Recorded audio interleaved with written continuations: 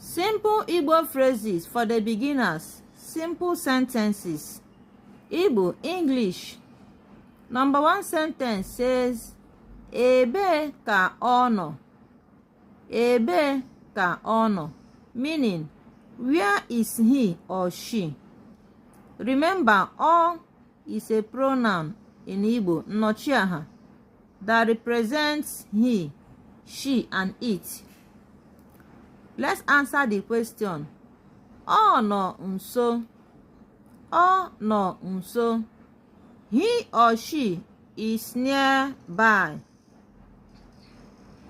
Ha ama ụzọ. Ha ama ụzọ.